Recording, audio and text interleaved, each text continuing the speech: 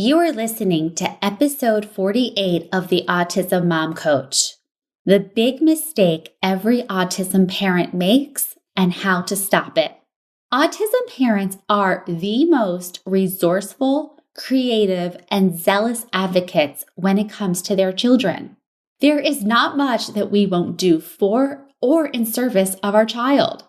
The one thing, though, that we really struggle to do for our kids is to focus our attention on ourselves. Taking care of ourselves is not something that we do in spite of our children. It is something we do for them because we are our child's greatest resource, and how we are doing matters a lot. So ignoring ourselves is a big mistake.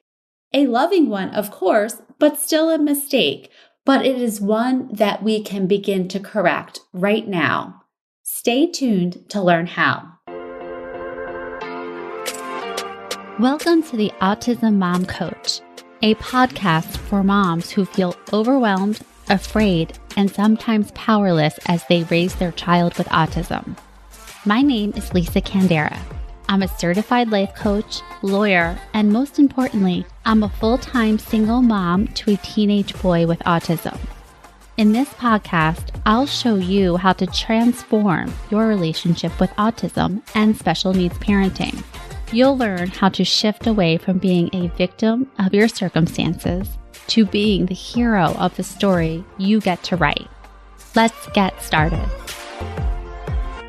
Hello, everyone, and welcome to the podcast and to February. I hope you are doing well. Two things before we get started. If you haven't already, sign up for my free course, Keeping Your Cool During a Meltdown. You can get this course in the show notes, or you can go right to my website, theautismmomcoach.com, and grab it there.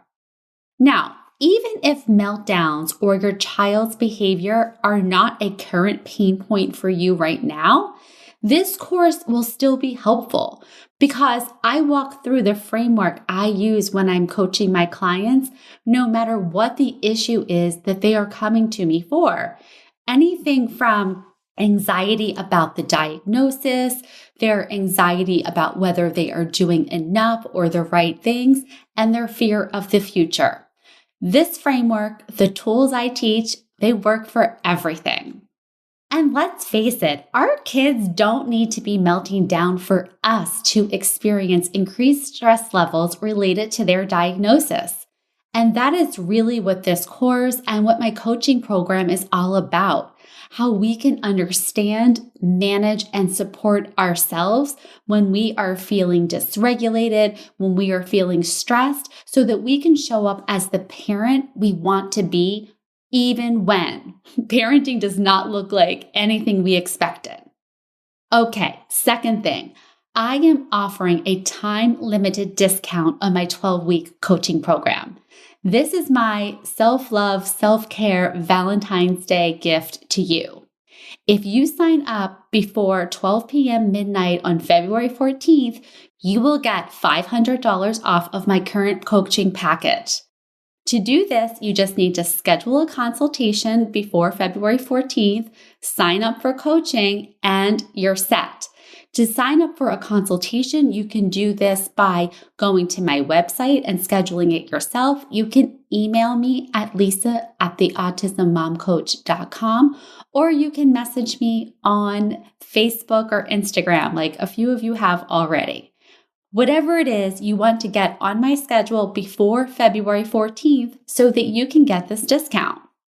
Okay, on to today's topic, the big mistake.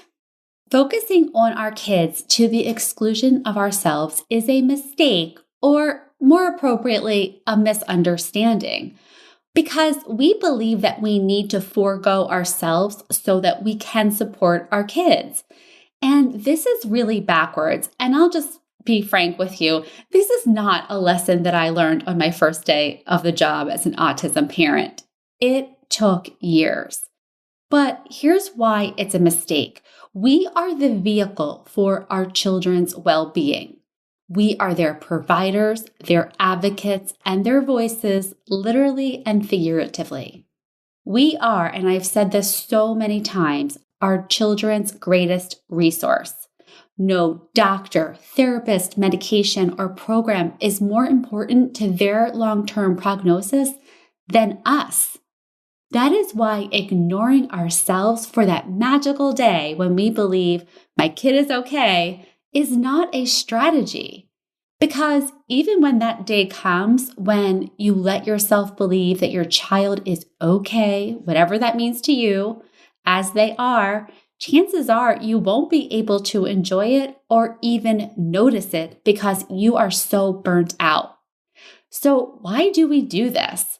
2 reasons, I think. Love and fear. We love our children so much. We want the best for them, and we are afraid for them. We are afraid for their futures, and we're afraid for ourselves. So then what do we do in this constant stress and fear response? Well, something, anything, everything we possibly can think of to keep on doing and going for our kids so that we can avoid our own terror. We tell ourselves, if we do enough, if we do the right things, then they will be okay and I'll be okay too.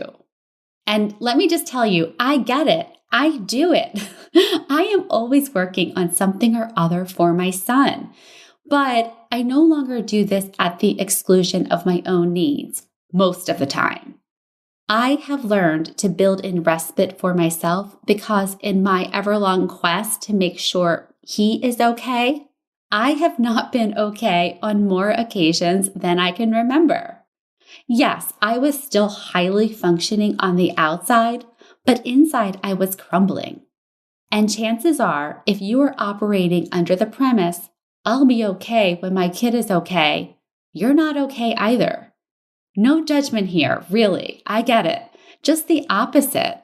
How about some recognition for all of your extraordinary efforts, for everything you are doing, and some self-love and compassion? How might your day be different if you turn just 5 or 10% of your attention to yourself? I mean, really, if you turn just 5 or 10 minutes of your attention to yourself, how might you show up differently for your child if you weren't telling yourself that your child and their diagnosis is the reason you can't take care of yourself? So that is your challenge for this week. This episode is short and sweet for a reason. I would rather you take the time to brainstorm some things that you can do, some non-negotiables that are focused only on you, your happiness, your well-being, and your wellness.